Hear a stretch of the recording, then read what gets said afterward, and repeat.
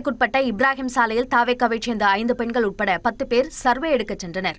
அப்போது அனுமதியின்றி சர்வே எடுக்கக்கூடாது என அவர்களை சிலர் தடுத்ததாக தெரிகிறது. இதில் இரு தரப்பினரிடையே வாக்குவாதம் முற்றி கைகலப்பானது. இதில் காயமடைந்த தாவேக்காவினர் சிகிச்சை பெற்று வருகின்றனர். அக்கட்சியின் பிரச்சார மேலாண்மை பொதுச் செயலாளர் ஆதவ் அர்ஜுனா, இணை பொதுச் செயலாளர் நிர்மல்குமார் உள்ளிட்டோர் அவர்களை சந்தித்து நலம் விசாரித்தனர். ஆளுங்கெல்லாம் இட்டுட்டு வந்து எங்களை அடிச்சாங்க. எங்க வீட்டுக்காருக்கு இப்ப பிக்ஸ் வந்திருக்கு. உடம்பு ரொம்ப முடியாம இருக்காரு. ஆனால் தாவேக்காவினர் அனுமதியின்றி வீட்டிற்குள் நுழைந்து விவரங்களை கேட்டு தாக்கியதாக அந்த பகுதியினர் தெரிவித்தனர். எத்தனை லேடிஸ் எத்தனை ஜென்ஸ் அதெல்லாம் கேட்குறாங்க. அவங்க இன்னத்துக்கு கேட்டுக்கிறாங்க. ஓட்டு போடுதான், நீங்க எதுக்கு ஓட்டு போடுங்க, அது உங்களுக்கு தேவையில்லாத கதை. நாங்க யாருக்குன்னா கூட போடுவோம். நீங்க விஜய்க்கு தான் போடணும்னா எப்படி? அது மீறி கொஞ்சம் உள்ள வர ஆரம்பிச்சிட்டாங்க. ஏன் வீட்டு உள்ளலாம் வராதீங்க, நான் தனியா இருக்கேன், உள்ள வராதீங்க அப்படின்னு சொன்னேன். டவுல் போட்டுன்னு வராங்க சார் டிவி கேக்கு.